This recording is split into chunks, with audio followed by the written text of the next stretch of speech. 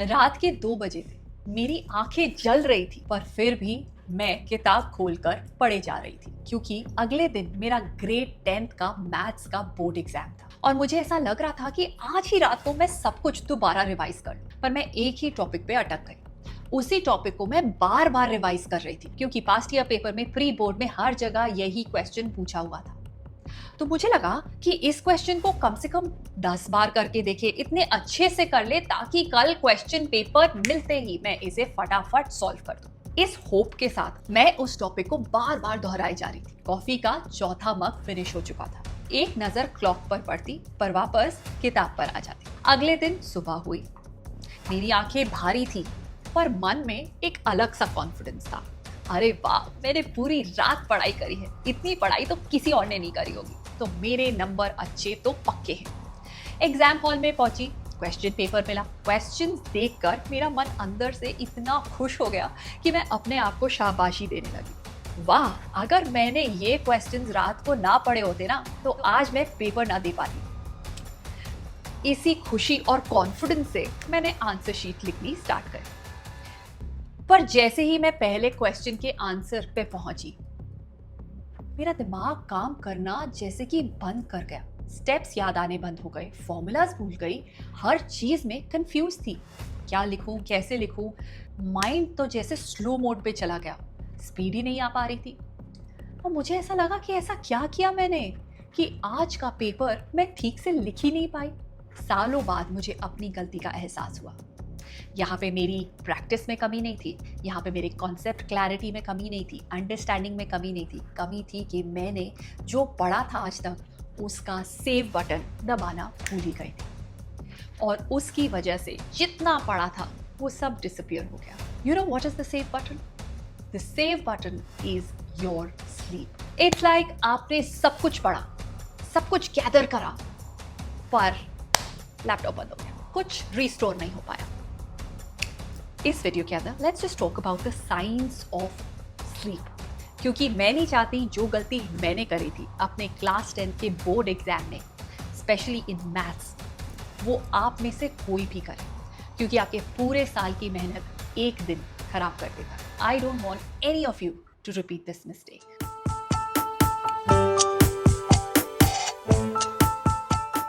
Imagine मुझे science का एक चैप्टर करना है। मैं उसके अंदर 4 आवर्स स्पेंड करती हूँ, चैप्टर को फिनिश करती हूँ, क्वेश्चन आंसर करती हूँ, उसके बाद टेस्ट सीरीज करती हूँ। I think I am prepared for the day. But the next day अगर मेरी टीचर मुझसे पूछती हैं उस चैप्टर के अंदर के कुछ क्वेश्चंस, मैं भूल जाती हूँ। इसका मतलब ये नहीं है कि आपकी मेमोरी वीक है या आपका ध्यान नहीं लगता है या और पढ़ना चाहिए। इसका मतलब ये है कि प्रॉब्लम उस प्रोसेस की है जहाँ मेमोरी बनती है, क्योंकि मेमोरी बुक पढ़ते वक्त नहीं बनती है, मेमोरी बनती है आपकी स्लीप में। आज मैं आपको ब्रेन की एक ऐसी नाइट शिफ्ट दिखाऊंगी जो हर रात चलती है, और अगर वो डिस्टर्ब हो जाए तो चाहे आप 4 घंटे पढ़ें या 10, ब्रेन उस इंफॉर्मेशन को सेव ही नहीं करता है, because the brain learns after we sleep. Imagine Riya class 9th की स्टूडेंट है, रात को 3 घंटे हिस्ट्री रिवाइज करती है, डेट्स, बैटल सब याद करती है, कॉन्फिडेंट होकर सोती है। सुबह टीचर पूछती है बैटल ऑफ प्लासी किस साल हुई, और रिया ब्लैंक। क्या हुआ? उसके ब्रेन ने उसे धोखा दे दिया था? नहीं, बस काम अभी कंप्लीट नहीं हुआ था। You know what? There is no single one supplement that can replace a good sleep and a good nutrition. But there are ways to support these healthy habits. और एक ऑप्शन है जिसे आप एक्सप्लोर कर सकते हैं is Asacon and Brancon by Ujjwala Ayurveda. ये formulations हैं that are based on Ayurvedic herbs that have traditionally been used to support children's overall cognitive wellness and vitality. अब देखते हैं इसके key ingredients को। शंख पुष्पी, जो आयुर्वेदा के अंदर यूज किया जाता है सेंचुरी से as मेध्या रस्य, a class of herbs traditionally associated with supporting intellect, learning and mental calmness. Brahmi, that is another well-known Ayurvedic herb, जिसे traditionally use किया जाता है for supporting learning, attention and cognitive function. But when children are calm, attentive and mentally settled, they are often in a better state for learning and retaining information.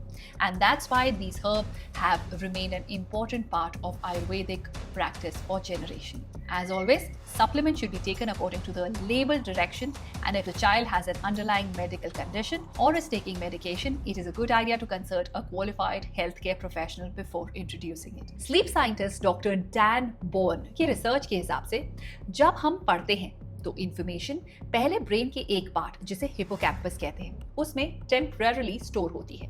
ये brain का pending folder है, permanent नहीं। असली save तब होती है जब हम स्लीप मोड में चले जाते हैं। डीप स्लीप में ब्रेन उस इंफॉर्मेशन को रिप्ले करता है और लॉन्ग टर्म मेमोरी में शिफ्ट करता है। इसी को कहते हैं मेमोरी कंसोलिडेशन। पढ़ना इंफॉर्मेशन कलेक्ट करता है पर नींद उसे परमानेंट बनाती है। तो अगर आपके पूरे रूटीन के अंदर पढ़ने के लिए तो स्ट्रॉन्ग टाइम है बट सोने के लिए नहीं, तो वो कंसोलिडेट नहीं हो पाएगा, याद चीजें नहीं रह पाएगी। The night shift doesn't work over time. सोचो अगर ऑफिस में सारा दिन फाइल्स आती रहे और रात को सब घर चले जाए तो फाइलिंग कब होगी? कभी नहीं। हमारा ब्रेन भी ऐसा ही है, दिन भर school, coaching, homework, information collect होती रहती है।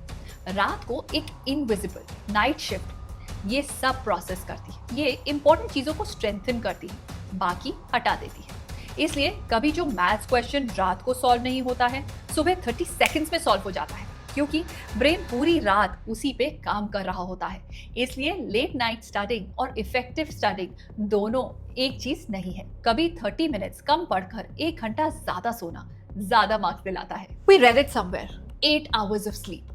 और हमें लगता है 8 घंटे when we are on the bed that means हमने अपने गोल को अकम्प्लिश कर दिया।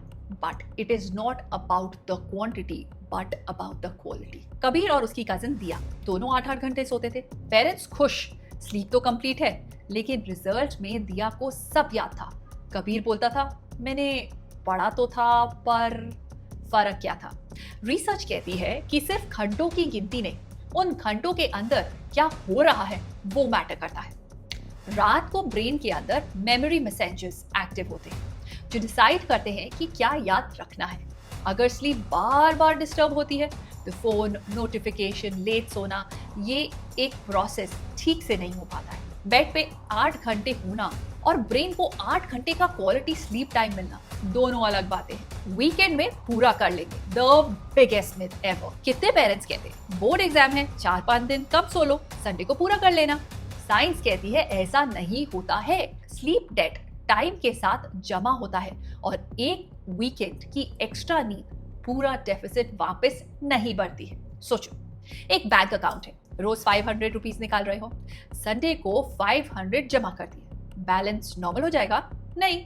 हर रात की कम नींद मेमोरी अकाउंट से थोड़ा थोड़ा विड्रॉल करती रहती है। सो अगर आपको अपनी नींद को पूरा करना है तो उसे सेम डे करो, don't put it on the weekend. So अगर आप अभी भी रात को अपने बच्चों को बोल रहे हैं कि एक चैप्टर और पढ़ लो, या if you are a student and you watching this video and you think एक चैप्टर और पढ़ लेता हूं और इससे कल अच्छे मार्क्स आएंगे, नो, जितना पढ़ा है वो पढ़कर सो जाओ rather than skipping your good night sleep, because this is the time when your brain will be at work और वो आपकी चीजों को परमानेंट मेमोरी के अंदर डालेगा।